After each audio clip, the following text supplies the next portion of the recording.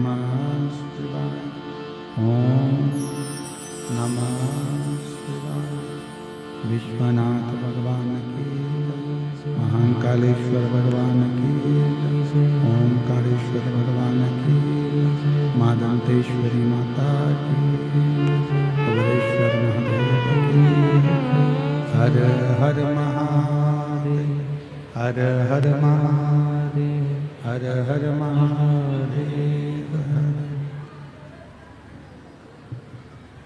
काशी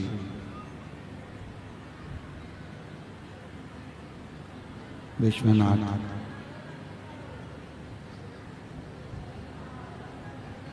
ओगड़दानी त्रिकालदर्शी कैलाशी अविनाशी बाबा भोलेनाथ जी की पवित्र पावन शिव महापुराण की कथा भगवान शिव की कृपा से, करुणा से, उनकी उदारता से ये पवित्र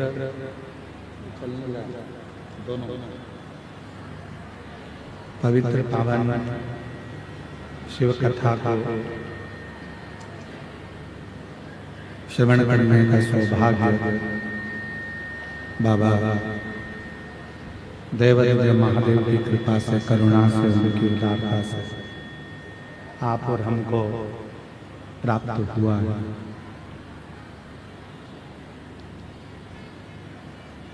बस्तर क्षेत्र की इस पवित्र पावन भूमि पर जहाँ भगवान शिव किसी न किसी रूप में विराजमान है, ऐसी पवित्र धरा पर दंतेवाड़ा के इस गिदम क्षेत्र में भगवान शिव की पवित्र कथा श्रवण करने का पवित्र कथा श्रवण करने का सौभाग्य भगवान शिव की कृपा से आप और हमको प्राप्त हुआ है। दंतेवाड़ा की ये गिदम की पवित्र भूमि जहाँ भगवान शिव हर जीव के रूप में विराजमान है। ये गिदमवासी, बस्तरवासी आप सभी बड़े किस्मत वाले हैं जो भगवान देवादिदेव महादेव की ये पवित्र कथा कुबेरेश्वर धाम से चलकर आपके दंतेवाड़ा क्षेत्र तक पहुंची है।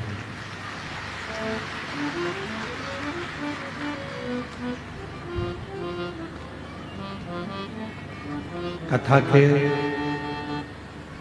मुख्य यजमान स्वर्गीय अविनाश जी तिवारी, स्वर्गीय प्रेमिला जी तिवारी, स्वर्गीय अशोकजीत जी तिवारी जी की स्मृति में श्री विजय प्रसाद जी तिवारी, श्रीमती कमला तिवारी, श्री अभिलाष जी तिवारी, डीले कम करो, आवाज क्लियर करो, अभिलाष जी तिवारी, श्रीमती श्यामा तिवारी, श्री अभिनव जी तिवारी, श्रीमती शुभांगी तिवारी, श्री सुशील जी तिवारी, श्री अमित अरोड़ा तिवारी, श्री अनु मेह तिवारी, श्री अभिजीत जी तिवारी, गिदम छत्तीसगढ़ से एक बार संपूर्ण तिवारी परिवार के लिए जोरदार ताली बजाकर उनका स्वागत, वंदन, अभिनंदन। जो ये पवित्र पावन शिव महापुराण की कथा आप सभी ने श्रवण करी है और इस पवित्र कथा में जिन्होंने प्रत्यक्ष अप्रत्यक्ष रूप से सहयोग प्रदान किया, पूरी समिति, विधायक महोदय श्री चेतराम अटानी जी, विधानसभा दंतेवाड़ा विधायक छत्तीसगढ़,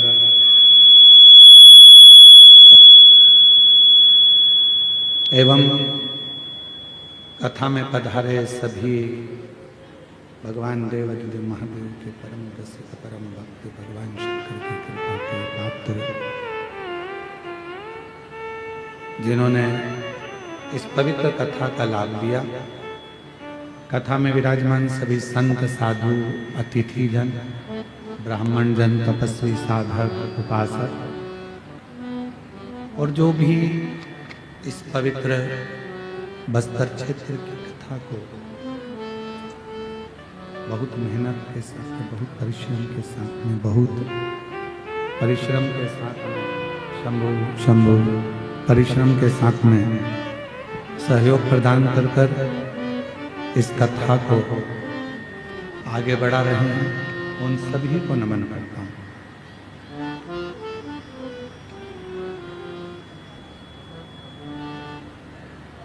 आवाज नहीं आ रही है। एक शरीर की सुंदरता होती है और एक संस्कारों की सुंदरता होती है।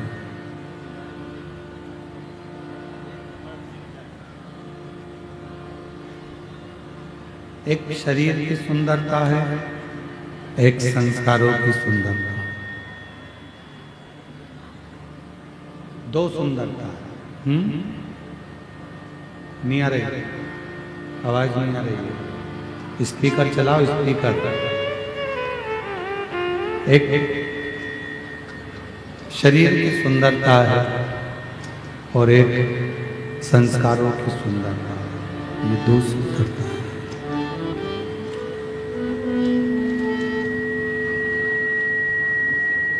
शिव महापुराण की कथा करती, भगवान शंकर का चरित्र कहता है, शिव तत्व कहता है, शंकर जी की कथा करती है। शंभु शंभु शंभु शंभु शंभु शंभु शंभु शंभु शंभु शंभु शंभु। शिव महापुराण की कथा कहती है, शरीर की सुंदरता हो सकता है कि थोड़े दिन में ढल जाए। शरीर की सुंदरता हो सकता है कि थोड़े दिन में समाप्त हो जाए, पर संस्कारों की जो सुंदरता होती है, संस्कारों की जो सुंदरता है, वो संस्कारों की सुंदरता कभी अंतिम क्षण तक भी समाप्त नहीं होती है। प्रेशर बढ़ाओ, प्रेशर नहीं आ रहा है सभी जगह। शरीर की सुंदरता हो सकता है कि एक समय ऐसा आए कि वो शरीर की सुंदरता सब धरी की धरी रह जाए, पर शिव महापुराण की कथा कहती है संस्कारों की जो सुंदरता है, वो संस्कारों की सुंदरता कभी समाप्त नहीं, वो सुंदरता हमेशा रहती है, वो सुंदरता कभी समाप्त नहीं होती, कभी भी। इसलिए महापुराण की कथा कहती है, भगवान शंकर का चरित्र कहता है, शिव तत्व कहता है, शंकर भगवान का पवित्र चरित्र वर्णन कर रहा है, भगवान शंकर का पवित्र चरित्र कह रहा है। जितना बन सकता है अपने संस्कारों को प्रखर करने का प्रयास करें। यह शिव महापुराण की जो शुरुआत हुई, शिव महापुराण का जो प्रारंभ हुआ, वो 16 संस्कार से हो।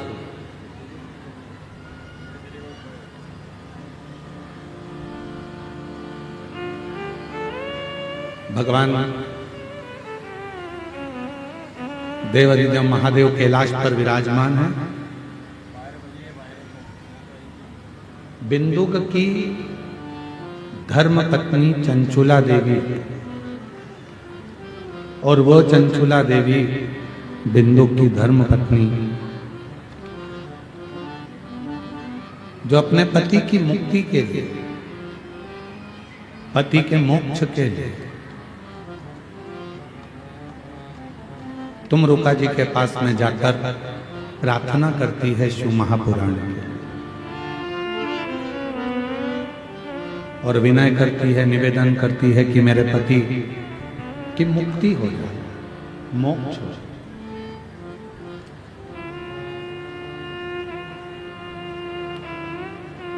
पर तुमरुका जी ने कहा कि कथा तो मैं कह दूंगा, मना नहीं है, पर इसका कोई यजमान तो बने। यदि इसका कोई यजमान बन गया, इसका कोई यजमान पद ग्रहण कर लिया तो मुझे कथा कहने में दिक्कत ही नहीं।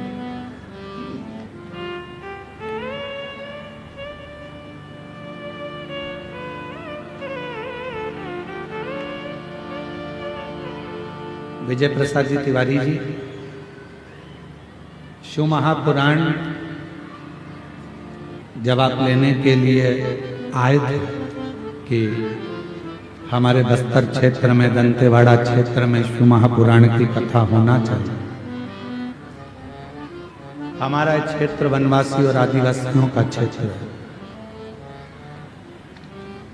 तब आपने एक बात कही थी, हमने पूछा था कि ये कथा कौन करवाए, तो हमारे श्री विजय प्रसाद तिवारी जी बोले थे, गुरुजी मैं तो इस कथा को नहीं करा सकता, पर इतना जरूर है कि दंतेश्वरी माता इस कथा को अपने क्षेत्रवासियों के लिए जरूर करे।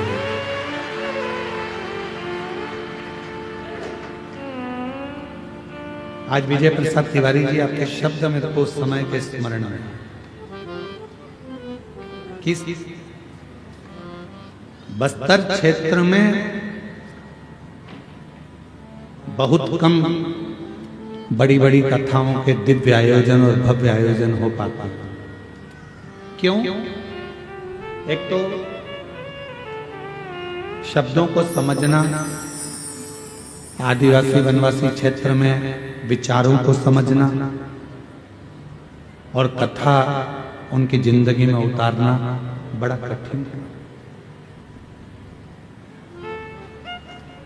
दूसरा, पूरे जंगल क्षेत्र में दूर दूर घर बसे होते हैं, आने जाने का साधन भी इतना नहीं मिल पाता है कि कोई बहुत संख्या में लोग पहुंचे। पर इस गिदम की पवित्र धरा पर दंतेवाड़ा क्षेत्र में जो ये कथा चल रही है, मां दंतेश्वरी की कृपा से, भगवान भोलेनाथ जी की दया से, हम तो कहेंगे वास्तवता है जो विजय प्रसाद तिवारी जी ने कहा कि इस कथा को मैं नहीं करा सकता, ना मेरा परिवार करा सकता है, इस कथा को तो केवल मां दंतेश्वरी ही करा सकती है और वही कर, उसके सिवा कोई कर भी नहीं सकता। और कृपा की ना होती जो तुम्हारी तो सुनी रहती अदालत तुम्हारी, गरीबों के दिल में जगह तुम छुपाते तो किस दिल में होती इबादत तुम्हारी, दया की न होती जो आदत तुम्हारी, अगर मेरे शिव कृपा ना करते, अगर मेरे बाबा करुणा ना करते, अगर मेरे बाबा दया ना करते, तो फिर ये कथा होना बहुत मुश्किल। शिव महापुराण की कथा की शुरुआत ही 16 संस्कार से।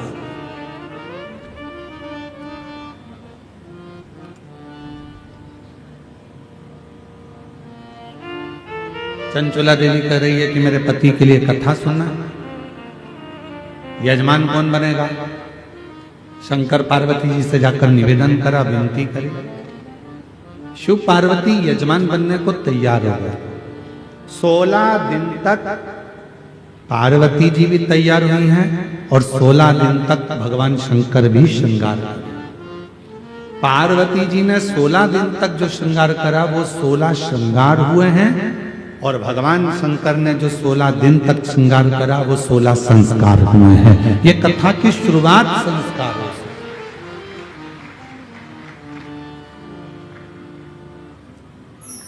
इसलिए शायद शिव महापुराण की कथा कहती है कि शरीर से ज्यादा सुंदरता संस्कारों में होती है।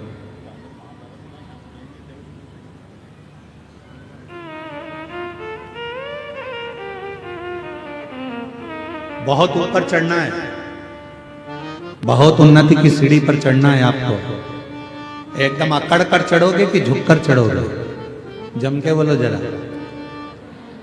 अगर पहाड़ के ऊपर चढ़ना है, अकड़ कर चढ़ोगे तो पीछे की पीछे लुढ़क जाओगे, गिर जाओगे। इसलिए ऊंचाइयों पर चढ़ने के लिए थोड़ा झुकना पड़ता है। उसी तरह उन्नति की सीढ़ी पर चढ़ने के लिए जगत में झुककर चलना पड़ता है, तब ऊपर बढ़ सकते। आप बहुत ऊपर जाना चाहते हो, बहुत उन्नति की सीढ़ी पर चढ़ना चाहते हो, बहुत आगे बढ़ना चाहते हो, बहुत तरक्की करना चाहते हो, तो आपको थोड़ा झुककर चलना पड़ेगा। थोड़ा झुककर चलो, नम्रता के साथ चलो, अपने शुद्ध विचारों के साथ चलो, शुद्ध भाव के साथ चलो। और जब आप नम्रता के साथ में, शुद्ध विचारों के साथ में, शुद्ध भावों के साथ में जब चलोगे तो जीवन एक आनंद की ओर बढ़ता चलेगा। हम क्या कर रहे हैं? अकड़ कर चलना चाहते हैं।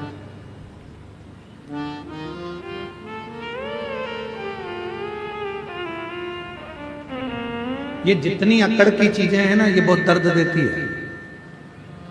ये पांव ज्यादा अकड़ते हैं तो दर्द देते हैं, हाथ अकड़ते हैं तो दर्द देते हैं, ये पीठ अकड़ती है तो दर्द देती है, पंजा अकड़ता है तो दर्द देता है। ये जितनी अकड़ की चीजें, ये दांत ज्यादा अकड़ते हैं, खा जाऊं खा जाऊं खा जाऊं, तो ये भी तकलीफ देते हैं। संसार में जितनी अकड़ की चीजें हैं ये सब तकलीफ देने वाली हैं।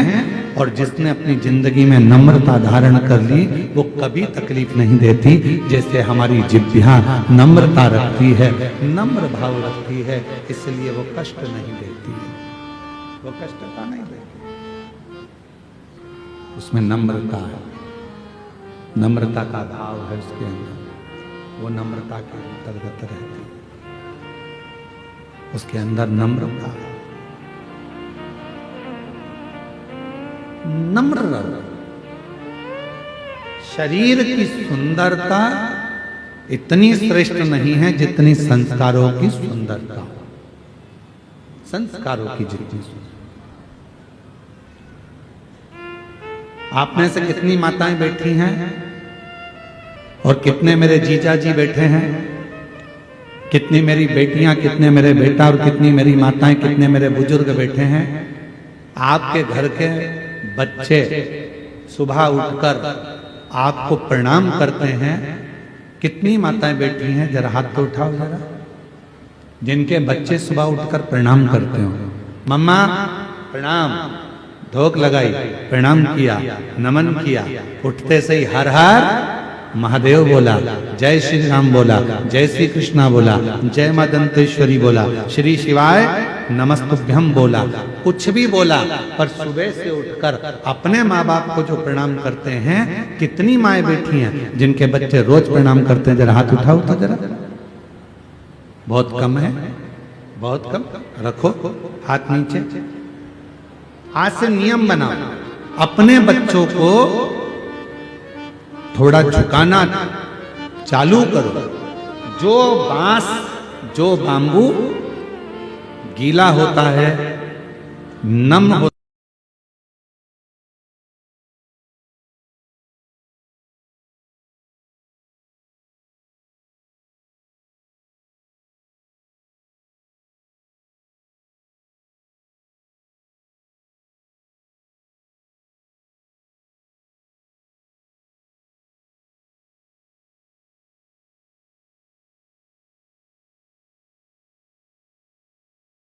कड़क हो गया, फिर वो झुकता नहीं, फिर वो झुकेगा ना।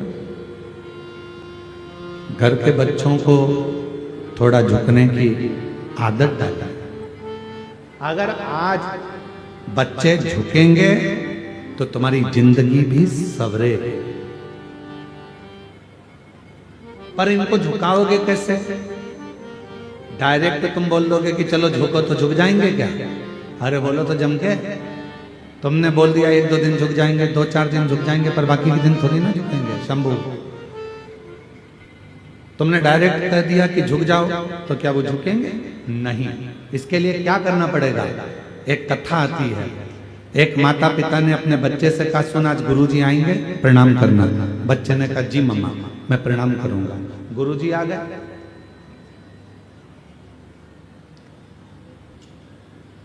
पिताजी ने कहा, चलो गुरुजी को प्रणाम करो। बच्चे ने कहा, नहीं करना। क्यों? तू तो कह रहा था कि मैं गुरुजी को प्रणाम करूंगा, फिर क्यों नहीं करना? मेरे को नहीं करना। पिताजी ने समझाया, बेटा अपने गुरुजी हैं, प्रणाम कर। नहीं कर रहा। पिताजी ने 2 थप्पड़ दिए रखकर। अपने गुरुजी और प्रणाम नहीं कर रहा, नहीं कर रहा।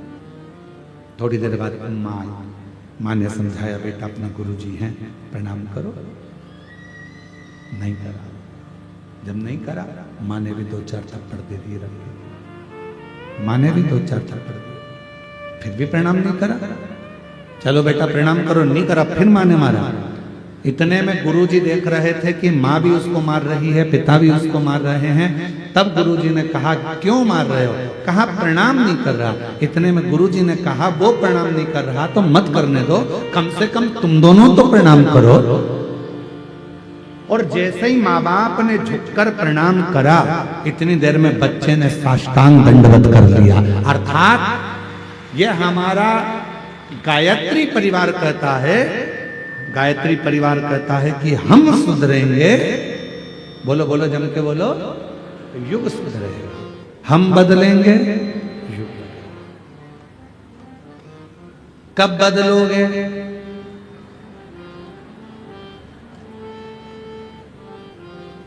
अरे बोलो तो जम के। कब से? पक्का? क्या करोगे? पहले तुम्हारे घर के बड़ों के आगे झुकना प्रारंभ करो, तो तुम्हारी औलादें तुम्हारे आगे झुकना प्रारंभ करेंगी। हम झुकेंगे तब कोई झुकेगा, हम नहीं झुकेंगे तो कोई नहीं झुकेगा। थोड़ा हमको झुकना पड़ेगा, थोड़ा हमको। आवाज नहीं आ रही है, धीमा बोल रहे हैं तो आवाज बंद हो जा रही है। धीमा बोलने पर आवाज बंद हो रही है, फिर चिल्ला के बोलना पड़ रहा है ना पूरी कथा।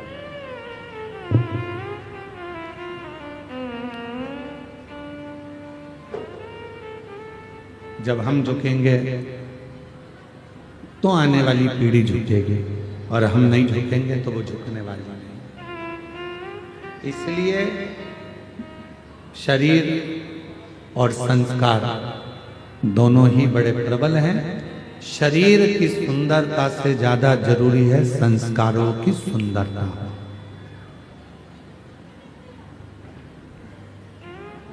संस्कारों की, आप संस्कार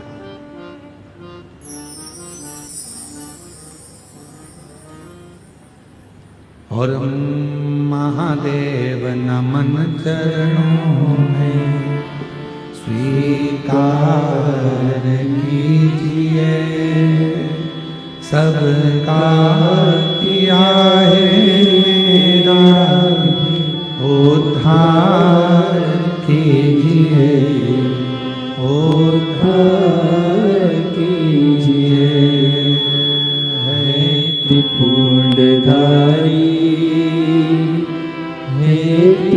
त्रिशूलधारी, हे त्रिपुंडधारी, हे त्रिशूलधारी। चरणों में तेरे बाबा जी पावन है चारों धाम। चरणों में तेरे बाबा जी पावन है चारों धाम। तेरी देव करते वंदना, पूजे है सीताराम। तेरी देव करते वंदना, पूजे है सीताराम। हो जाए पूरी कामना, हो जाए पूरी कामना। उपकार कीजिए, सबका किया है मेरा भी उद्धार कीजिए, उद्धार कीजिए। हे त्रिपुंडधारी, हे त्रिशूलधारी। अपने घर के बच्चों को संस्कार दो। शरीर की सुंदरता से ज्यादा जरूरी है संस्कारों की सुंदरता।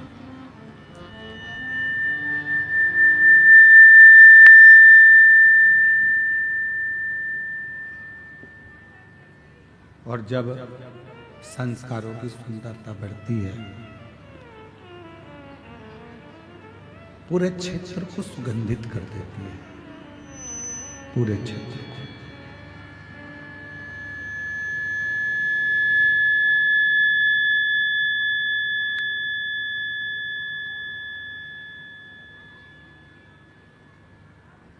संस्कारों की सुंदरता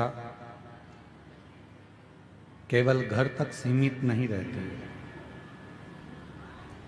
संस्कारों की सुंदरता पूरे क्षेत्र को, समाज को, अपने रिश्ते को, अपने नातों को, अपने कुटुंब को, सबको श्रेष्ठ बना देती है, सबको श्रेष्ठ। देखिएगा जरा महापुराण का एक कितना सुंदर व्याख्यान है। सूर्यदेव के पुत्र हैं श्री शनि महाराज, और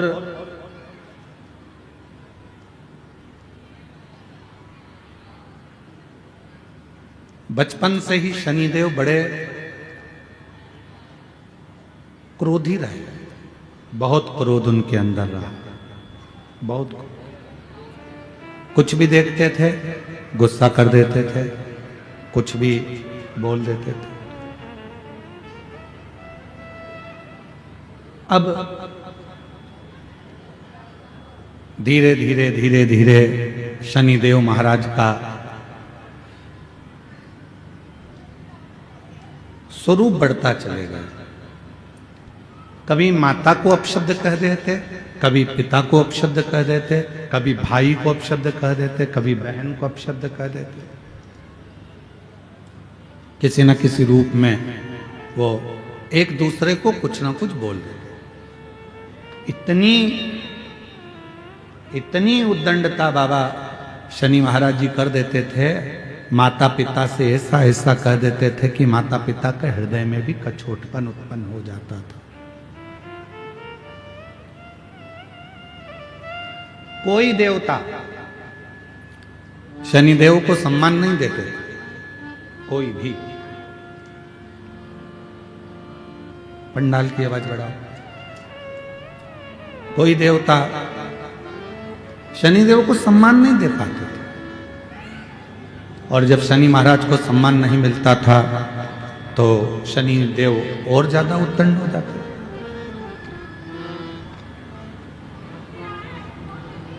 अब केवल शनि महाराज की कथा मत सुनो, अपने घर के बच्चों को भी देखो।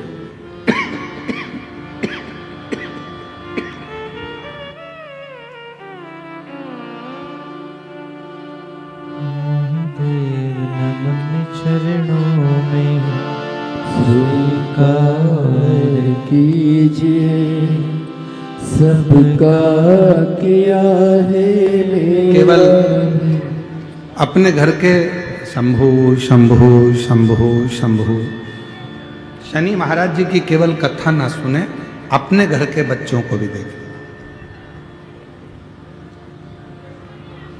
पूरे घर में कोई कोई बच्चे ऐसे भी होते हैं जो बहुत उद्दंडी होते हैं। माँ समझा रही है, नहीं मान रहे, पिता समझा रहे हैं, नहीं मान रहे। रिश्तेदार आए दिन कोई ना कोई बात लेकर आ जाते हैं, कोई ना कोई बात लेकर।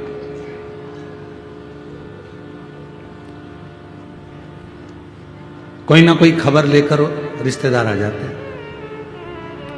अब उस बच्चे पे एक समय ऐसा आता है, ना माँ ध्यान देती है, ना पिता ध्यान देते हैं, ना कोई रिश्तेदार ध्यान देता है। सबको मालूम है कि ये उद्दंडी है, उस पर लोग ध्यान देना बंद कर देते हैं। पर शिव महापुराण की कथा कहती है, जो बच्चे ज्यादा उद्दंडी होते चले जाते हैं, नहीं सुन रहे, नहीं मान रहे, तो निवेदन है उनको हाथ से छोड़ो मत, उन पर ध्यान देना छोड़ो मत, बल्कि उन पर ज्यादा ध्यान दो। और होता है, हमने कई स्कूलों में देखा है, जो अच्छे पढ़ने वाले बच्चे होते हैं, अच्छे पढ़ने वाले बच्चे होते हैं, बहुत विद्वान बच्चे होते हैं, तो उनको सबसे आगे वाली रो में रखते हैं। बोलो बोलो, सही है कि गलत है? आप देखिए बड़े बड़े स्कूलों में, प्राइवेट स्कूलों में, अन्य स्कूलों में, जो बच्चे पढ़ने में सबसे ज्यादा होशियार हैं, उनको सबसे आगे की लाइन में रखा जाता है। फिर उससे जो पढ़ने में थोड़े कमजोर हैं, उनको पीछे की लाइन में रखते हैं। फिर उससे भी ज्यादा जो पढ़ने में कमजोर है, उसको तीसरी लाइन में रखते हैं। फिर उससे भी ज्यादा जो कमजोर हैं, उसको लास्ट आखिरी की लाइन में रखते हैं। बोलो जम के, सही है कि गलत है? पर होना क्या चाहिए? जो पढ़ने में होशियार है, पहले से उसमें बुद्धि अच्छी है, तो उसको तुम्हारे ध्यान केंद्रित करने की जरूरत ही नहीं है, इसको करो पीछे। और जो पढ़ने में होशियार नहीं है, जो जानता नहीं है, जो पढ़ना जानता नहीं है, उसको रखो आगे। तो टीचर हो तुम, बार बार टोकोगे, समझाओगे, देखोगे, ध्यान दोगे, तो जो नहीं पढ़ने वाला भी है, वो भी एक दिन पढ़कर अव्वल निकल सकता है, आगे बढ़ सकता है। पर टीचरों ने करा क्या? एक उल्टी रीति अपनाई। जो पढ़ने में होशियार है, ए नंबर में, जो पढ़ने में कम होशियार है, वो बी नंबर में, जो पढ़ने में और कम होशियार है, वो सी नंबर में, और जो पढ़ने में एकदम गड़बड़ है, वो डी नंबर में। सबसे आखिरी में उसको बिठाया जो पढ़ने में होशियार है ही नहीं।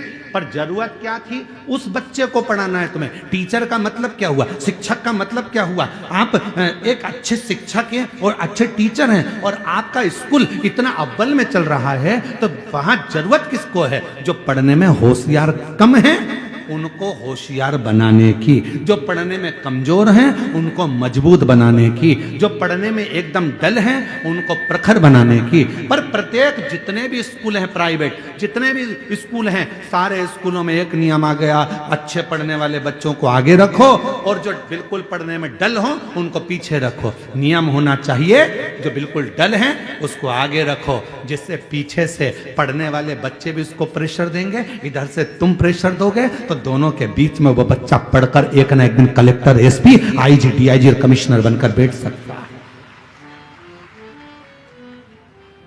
पर हमारे स्कूलों में दूसरा क्रम कर दिया, पढ़ने वाला सबसे आगे। वो तो पहले से ही पढ़ने में होशियार है, तो उसको तो तुम्हें कुछ बताने की जरूरत ही नहीं पड़ेगी। शिक्षक को, टीचर को मेहनत किसके साथ करना पड़ती है? जो एकदम डल है, पढ़ने में कमजोर है, उसके लिए जरूरत है।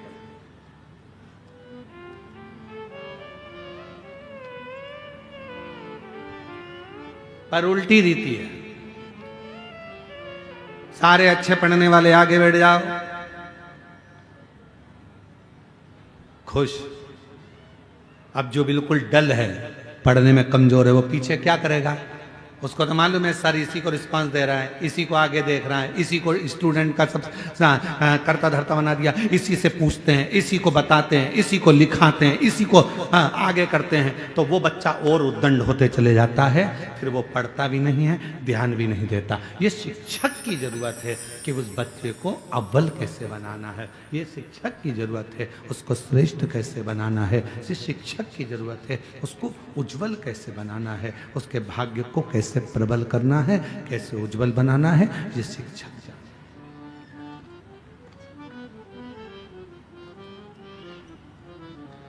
है। ये उसके ऊपर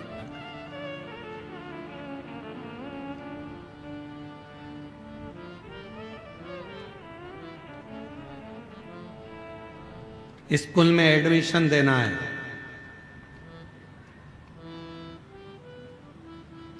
क्या आता है तुम्हारे बच्चे को? क्या आता है तुम्हारे बच्चे को? माँ बोलना आता है, पिता बोलना आता है, नमन करना आता है, प्रणाम करना आता है, संस्कारों में ढला हुआ है। इसको और कुछ सिखाया है? स्कूल में लेकर आए हैं, आप इसको जो सिखाएंगे मेरा बच्चा वो सीखेगा और एक न एक दिन उच्च अधिकारी बनकर विराजमान जरूर होगा, ये निश्चित है। आप मेहनत तो करो। आप और हम मेहनत नहीं कर पा रहे। आज का जमाना इतना विचित्र है कि हर व्यक्ति को सब कुछ रेडी चाहिए, एकदम बना हुआ, सब रेडी। शादी में भी लोग कब जाते हैं? एक दूसरे को फोन लगाकर पूछ लेते हैं, एक दूसरे को फोन लगाकर पूछते हैं, क्यों रिसेप्शन चालू हो गया क्या? पार्टी चालू हो गई क्या? अब उनको ये मतलब नहीं है कि दूल्हा आया कि नहीं आया, दुल्हन आई कि नहीं आई, वरमाला हुई कि नहीं, कौन आया कौन नहीं आया, कौन समझा कौन नहीं समझा, उसे कोई मतलब नहीं है कि कौन आ रहा है कौन नहीं आ रहा है, कौन वरमाला हो रही है कौन रिश्तेदार है, उसे कोई मतलब नहीं। उसको तो एक ही चीज, क्यों रिसेप्शन चालू हो गया क्या, भोजन चालू हो गया क्या, सब रेडी मिल जाए तो व्यक्ति वहां पहुंच जाए। माता पूजन में जाना है, नवरात्र देवी जी का पूजन है, शादी में माता पूजने के लिए जाना है, क्यों फोन लगा के पूछेंगे, क्यों बाहर निकल गए क्या, माता पूजन चालू हो गई क्या, बैंड बाजे चल दिए क्या, बस एकदम रेडी होना चाहिए तो चल दिए। हर व्यक्ति को, बच्चों को क्या चाहिए, पापा तुम हमारे लिए ये दुकान डाला दो, मम्मी तुम हमारे लिए ये कर दो, बहू कहती है मम्मी तुम हमारे लिए ये कर दो, मम्मी मेरा हाथ का हार बना दो, मम्मी मेरी पाटली बना दो, पापा मेरे लिए ये कर दो। अब कोई तुम्हारे बच्चों से पूछे या तुमसे कोई कहे कि तुम कह रहे हो पापा मेरे लिए ये कर दो, मम्मी मेरे लिए ये कर दो, एक दिन माँ बाप तुमसे कहते कि बेटा लिख के दे दे, आज मैं जो कर रहा हूं इतना क्या तुम मेरे लिए कभी जिंदगी में करेगा कि नहीं करेगा? तू भी तो लिख कर दे कि इतना कर पाएगा जो मैंने करा, मैंने तुझे पढ़ाया लिखाया अव्वल बनाया सब कुछ करा, अपनी पूरी जिंदगी लगा दी, क्या तुम मुझे बुढ़ापे में नमन करेगा, प्रणाम करेगा, साष्टांग करेगा, मेरा कहना मानेगा, ये मेरे पद चिन्हों पर चलेगा? ये तेरे ऊपर निर्भर करता।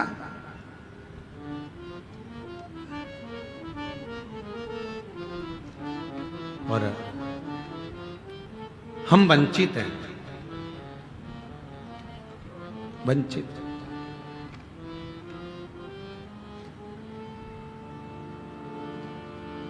भगवान दत्तात्रेय के कितने गुरु थे? जम के बोलो जल्दी से, कितने?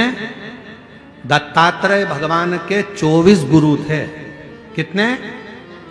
जम के बोलो जरा सब, 24। उस 24 गुरु में से दत्तात्रेय भगवान ने एक वैश्या को भी गुरु बनाया था, पिंगला।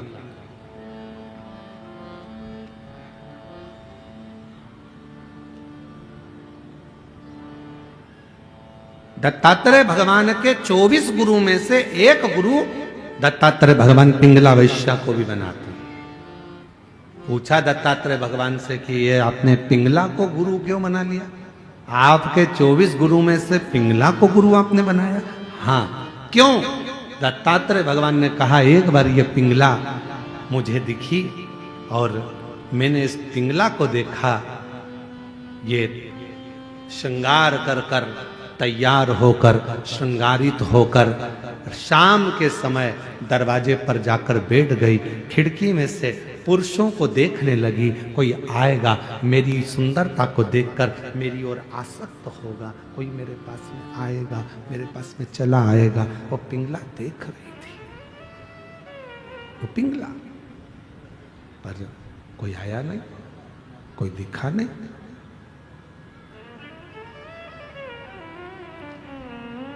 एक दिन निकल गया, दूसरा दिन आया, दूसरे दिन भी कोई नहीं पहुंचा, कोई नहीं, तीसरे दिन भी कोई नहीं पहुंचा। आखिरी में पिंगला को गुस्सा आ गया और पिंगला ने विचार करा कि मैं रोज सज धज कर पुरुष का इंतजार करती हूं, कोई आता नहीं है। अगर इतनी सज धज कर यदि उस परमात्मा का इंतजार करती तो एक दिन मेरा भगवान देवाधिदेव महादेव जरूर आ जाता। इंतजार करती तो वो शिव जरूर आता। उसका यदि इंतजार किया होता तो वो जरूर पहुंच जाता, बहुत पहुंच जाता। बस उस पिंगला ने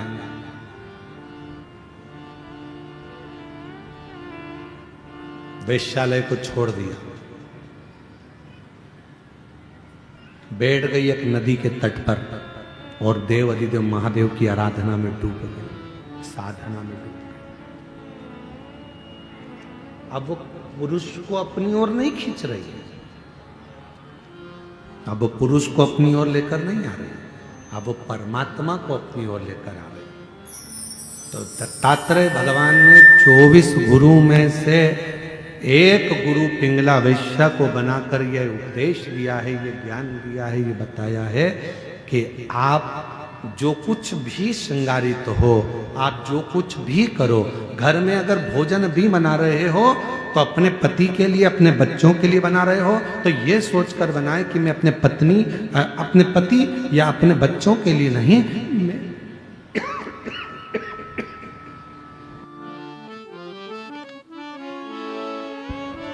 मैं देवाधिदेव महादेव के लिए बना रही हूं, मैं भगवान देवाधिदेव महादेव के लिए भोजन बना रही हूं, मैं भगवान शंकर के लिए भोजन बना रही हूं, भगवान शिव के लिए भोजन बना रही हूं। वस्त्र तैयार कर रहे हो ये मानकर करो कि मैं भगवान के लिए कर रही हूं। पहनेंगे तुम्हारे पति, पहनेंगे तुम्हारे बच्चे, पर तैयार किसके लिए कर रहे हो? भगवान के लिए। भोजन किसके लिए बना रहे हो? भगवान के लिए। कपड़े किसके लिए सिला रहे हो? भगवान के लिए। और यहां तक शिव पुराण कहती है आप अपने लिए अगर कोई साड़ी भी खरीद रहे हो तो ये सोचकर मत खरीदो कि मेरे लिए खरीद रही हूं, ये सोचो मेरे भीतर जो माँ दंतेश्वरी माता मेरे अंदर विराजमान है, मेरी माँ पार्वती बैठी है, ये साड़ी मैं उसके लिए खरीद रही हूं, मैं पहनूंगी पर माँ प्रसन्न हो जाए। ये मैं पहनूंगी पर मेरी माँ प्रसन्न होगी, मेरी माँ आनंदित होगी, ये उसके लिए खरीदी जा रही है, उसके लिए। और मैंने तेरे ही भरोसे बाबा, तेरे ही भरोसे हवा बिच उड़ती जागी, बाबा डोर तो छली नावे कटकी जागी। ओ भोले मैं तेरी पता, शंभो मैं तेरी पता। शिव तत्व कह रहा है 24 गुरु में से दत्तात्रेय भगवान ने एक गुरु पिंगला वैश्या को भी बनाया, पिंगला वैश्या को गुरु बनाया और उससे भी ज्ञान प्राप्त किया कि ईश्वर को भजो, सत्याग करो, ईश्वर।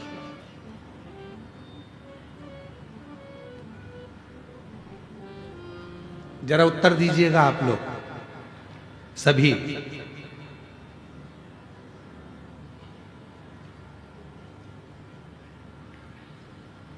तुम्हारे घर में 50,000 रुपए हैं,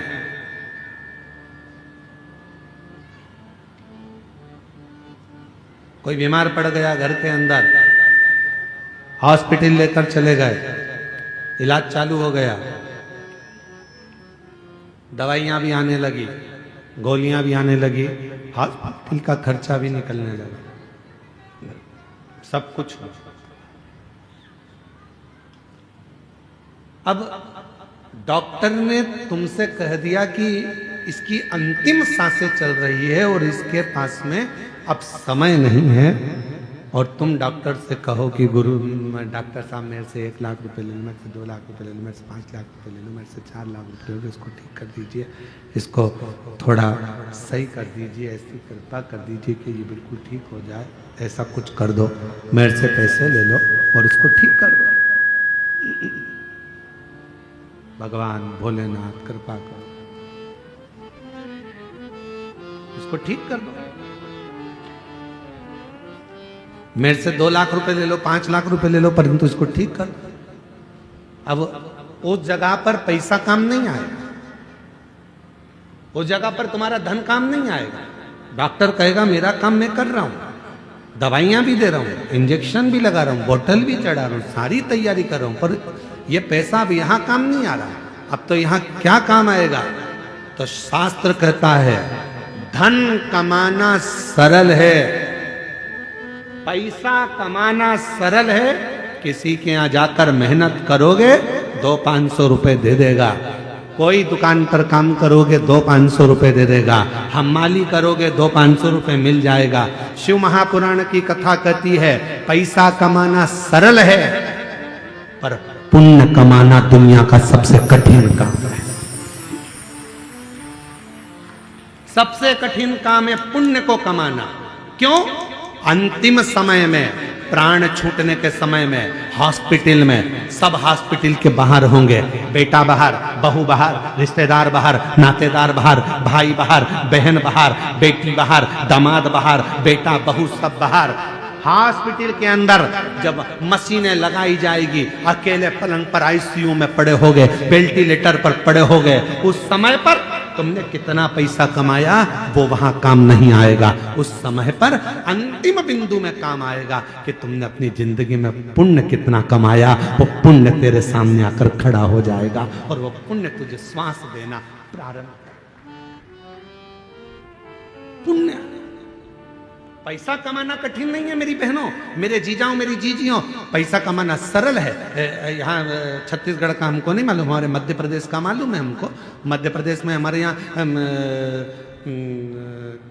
जो गरीबी रेखा के अंतर्गत आते हैं उनको गेहूं फ्री मिलता है, कम शुल्क में शक्कर मिलती है, कम शुल्क में निःशुल्क, कम पैसे में, थोड़े बहुत पैसे में उनको गेहूं मिलता है, उनको शक्कर मिलती है, उनको तेल मिलता है। यहाँ मिलता है? अरे बोलो तो जम के, आवाज नहीं आई, और जम के बोलो। मिलता है। झोला लेके तुम सीधे दुकान पर पहुंच गई, जहां पर मिलता है वहां पहुंच गई, वो दे देगा क्या तुमको? जम के तो बोलो, नहीं देगा। क्या कहेगा? डायरी ला। वो कौन सा एक डायरी होती, पीली पीली है, परमिट, आधार कार्ड, राशन कार्ड। हाँ, परंतु राशन कार्ड भी पीला और लाल ऐसा कुछ चलता है कि वो उसी पे दवाई की व्यवस्था होती है, उसी पे फ्री में इसकी व्यवस्था होती है, ऐसे ही ना कुछ। तो वो कार्ड लेकर जाओगे तो तुमको फ्री में चावल मिल जाएगा, धान मिल जाएगी, फ्री में शक्कर मिल जाएगी, फ्री में तुमको तेल मिल जाएगा। वो कार्ड तुम्हारे पास में होना चाहिए। और अगर कार्ड नहीं है, कार्ड है तो हॉस्पिटल में भी तुमको पूरी व्यवस्था मिल जाएगी। कार्ड है तो इतने लाख तक की तुम्हारी बीमारी का खर्चा सरकार उठाएगी। क्यों? कार्ड है तो तुम्हारी बीमारी का खर्चा भी सरकार उठाती है। कार्ड है तो तुम्हें खाने को भी देती है, कार्ड है तुम्हें पीने को भी देती है, कार्ड है शक्कर भी देती है, कार्ड है तो तेल भी देती है, कार्ड है तो पानी फ्री, कार्ड है लाइट फ्री। उसी तरह जैसे तुम्हारे पास कार्ड है तो सारी व्यवस्था सरकार करती है, उसी तरह तुम्हारे मुख में श्री शिवाय नमस्तुभ्यम है तो पूरी व्यवस्था महादेव करते हैं। पूरी व्यवस्था महादेव करते। तुम्हारे पास कार्ड है व्यवस्था मिल जाए, कार्ड है व्यवस्था मिलेगी। जो समझदार हैं, जिनके घर में मोटरसाइकिल भी है, 4 व्हीलर है, तो भी उनने कार्ड बनवा रखा है। बोलो तो नहीं जीजिए, सही है कि गलत है? और जिसके यहां पर झोपड़ा है, कुछ खाने का भी नहीं है, वह आज तक फाइल लेके घूम रही है, सर मेरा कार्ड बना दो, सर मेरा कार्ड बना दो, सर मेरा कार्ड बना दो, सर मेरा कार्ड बना दो। उसके घर में कुछ नहीं है और वो कार्ड के लिए घूम रही है। और जिसके पास सब कुछ है, गाड़ियां हैं, बंगला है, दौलत है, धन है, और उसके घर के 4 कार्ड बने, इलाज फ्री, खाना फ्री, ये फ्री, वो फ्री, वो फ्री, वो तड़प रही है कार्ड के लिए। उसी तरह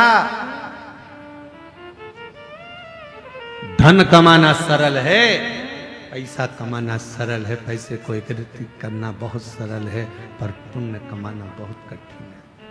पुण्य कैसे कमाओ? और पुण्य मतलब कार्ड।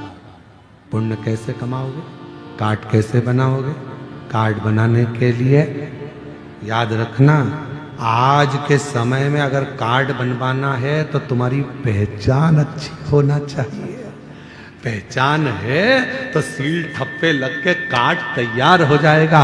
उसी तरह परमात्मा को अगर पाना है तो कुछ अगर बहुत बीमारी भी आ गई है और उससे अगर निपटना है, पैसा काम नहीं आएगा, पहचान काम आएगी। और पहचान शिव से बना लो तो वो पुण्य प्रबल कर देगा और सारे दुखों से दूर कर देगा, दुखों से दूर।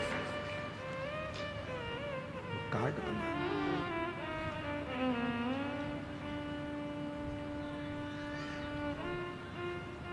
बहुत दिन हो गए शिव से बिछड़े, बहुत दिन हो गए भोले से बिछड़े, भोले से बिछड़े, शंभू से बिछड़े, भोले से बिछड़े, शंभू से बिछड़े, भोले से बिछड़े, शंभू से बिछड़े, भोले से बिछड़े, शंभू से बिछड़े, बहुत दिन हो गए भोले से बिछड़े, बहुत दिन हो गए भोले से बिछड़े, बहुत दिन हो गए भोले से बिछड़े, बहुत दिन हो गए भोले से बिछड़े। पैसा मूल्य नहीं है, पैसा कमाना सरल है, पर पुण्य कमाना बहुत कठिन है, बहुत कठिन है। कैसे पुण्य कमाओगे? पुण्य कैसे एकत्रित करोगे? पुण्य को कैसे बढ़ाओगे? ये तुम्हारे ऊपर निर्भर करता है, तुम्हारे ऊपर। बहुत कठिन है पुण्य कमाना, पुण्य एकत्रित करना।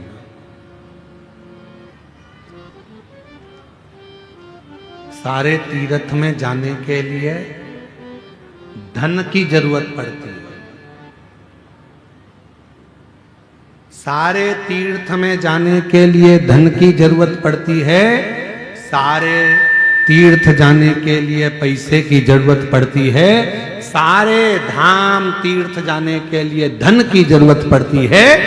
केवल एक कुबरेश्वर धाम ऐसा है सीहोर, जहां जाने के लिए पैसा नहीं, बाबा से मन लगाने की जरूरत पड़ती है। दिल होगा, बाबा व्यवस्था कर। वहां अगर जाने का मन बन जाता है, बन गया जाने का, तुम्हारा विचार हो गया, तुमने दिल लगा लिया भगवान शिव जी से, बाबा भोलेनाथ जी से तुमने दिल जोड़ लिया, तो फिर वो व्यवस्था कर देता है सब।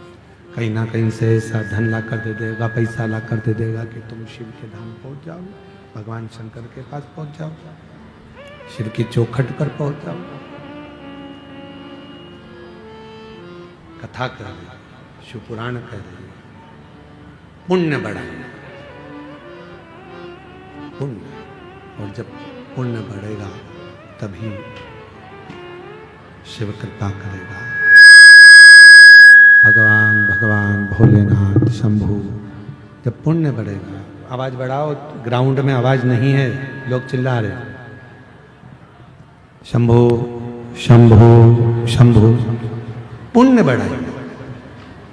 शनिदेव,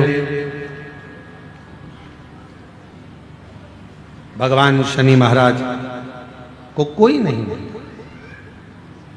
कोई उनको सम्मान नहीं दे रहा, कोई सत्कार नहीं दे।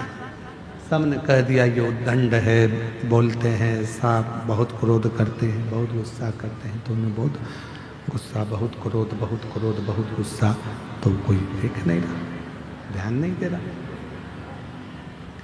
और शंभो शरणे पड़ी मांगो घड़ी घड़ी, दुख काटो दया करी दर्शन आपो।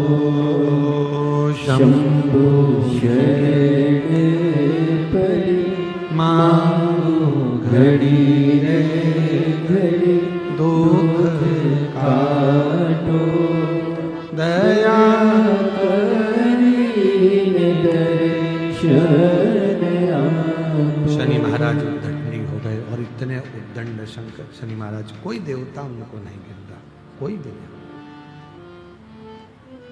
तो क्या शनि महाराज को कोई पूछे ना, कोई कुछ बोले ना?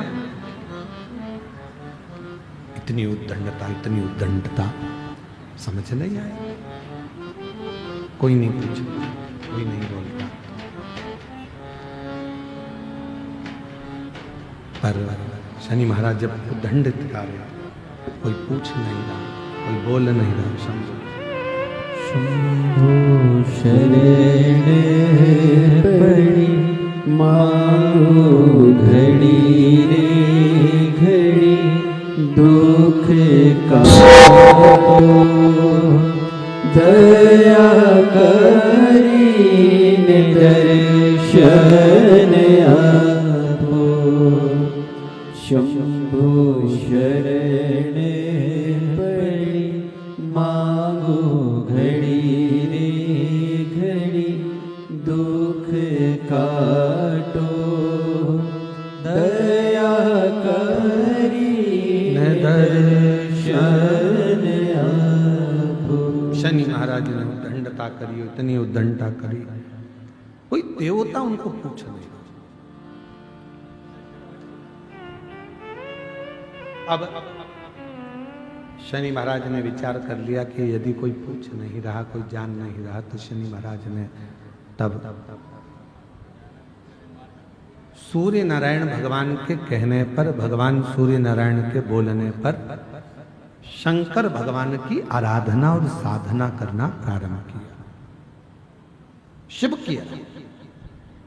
और याद रखना, जिस बच्चे को लोग नकार देते हैं, जिस बच्चे को लोग पूछना बंद कर देते हैं, जिस बच्चे का लोग सम्मान नहीं करते हैं, जिस बच्चे का लोग सत्कार नहीं करते हैं, सेट हो गया? थोड़ा आवाज बढ़ा दो। जिस बच्चे को लोग सम्मान नहीं देते, सत्कार नहीं देते, आदर नहीं करते, सम्मान नहीं देते, एक दिन तुम्हारे घर का इतिहास वही बच्चा रचकर बताता है। वही बच्चा एक दिन तुम्हारे घर का पूरा इतिहास वही बच्चा रचकर बताता है। बस ठीक है, थोड़ा प्रेशर बढ़ा दो बस हल्का सा। वही बच्चा तुम्हारे घर का इतिहास रचता, वही बच्चा। अपनी बहनों में भी देखो, जिस बहन को लोग अच्छा नहीं मानते, ये कोई काम की नहीं है, इसको कुछ नहीं आता, ये ऐसी है, जिसको पूरे घर के लोगों ने नकारा, उसका ससुराल इतना जोरदार मिलता है कि लोग भी देखते रह जाते हैं। बहन का ससुराल इतना, वो तो ऐसी है, दिखने में भी अच्छी नहीं लगती है, और रंग भी सांवरा है, और ना उसको ये आता है ना वो आता है। मैं तो इतनी पढ़ी लिखी, मैं इतनी एजुकेटेड, और मालूम पड़े तेरे को मिल गया जो मिलना था भैरू महाराज। और उसको क्यों? क्योंकि वो उसको सबने नकारा, उसको किसी ने नहीं दिया, उसको किसी ने आदर नहीं दिया, सम्मान नहीं दिया। पर उसको उसके अंदर निष्कपट भाव था, वो ईर्ष्या नहीं रखती थी, उसके अंदर कोई ईर्ष्या का काम नहीं था।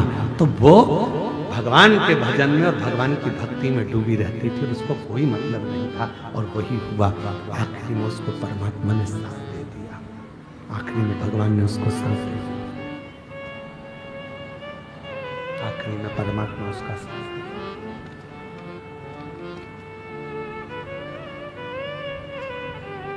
जिसको दुनिया नकार देती है, जिसको दुनिया स्वीकार नहीं करती, फिर एक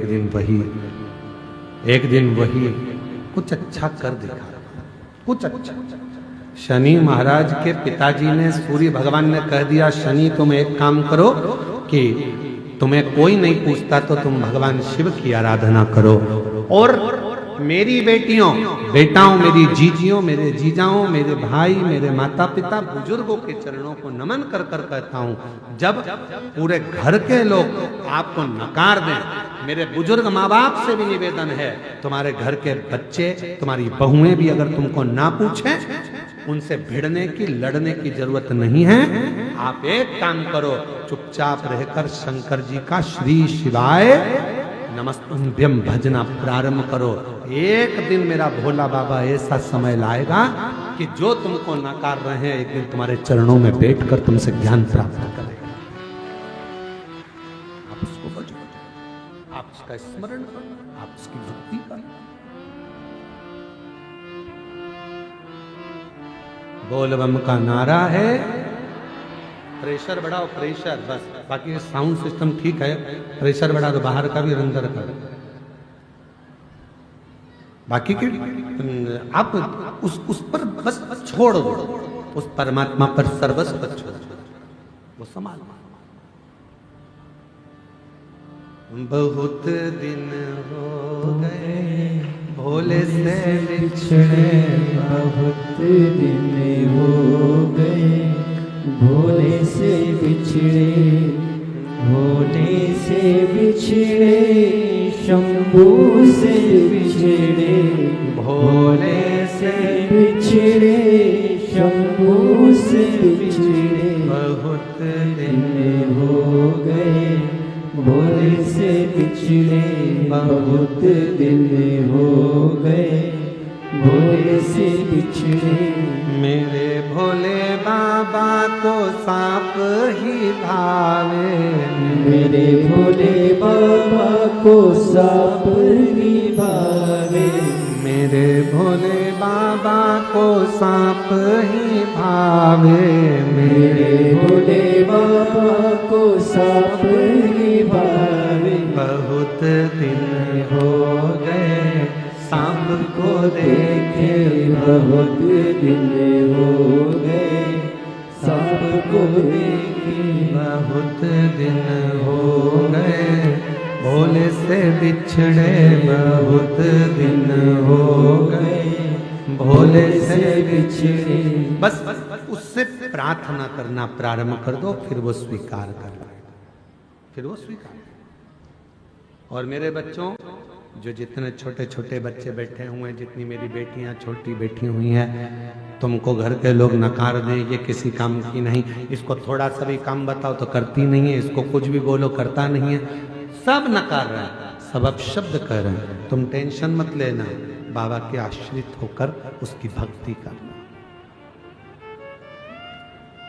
बाल्य अवस्था से शनि महाराज ने शंकर भगवान की अविरल भक्ति करना प्रारंभ कर दिया। शिव की भक्ति के बिना शनि महाराज एक पल नहीं रहते। 12 ज्योतिर्लिंग में एक ज्योतिर्लिंग काशी का विश्वनाथ मेरे शनि महाराज ने स्थापित करा है। इतनी अविरल भक्ति शनि महाराज की शिव के प्रति, इतनी अविरल भक्ति।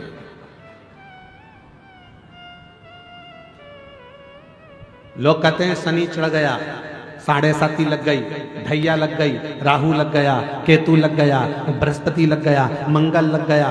शिव महापुराण की कथा कहती है कोई भी ग्रह लग जाए, घर में से 1 लोटा जल भरो, शिव जी पर जल चढ़ाना प्रारंभ करो, सारे ग्रह अनुकूल हो जाएंगे। तुम्हारा कोई भी ग्रह प्रतिकूल नहीं हो सकता, कोई ग्रह तुम्हें तकलीफ नहीं दे सकता, सब तुम्हारे अनुकूल हो।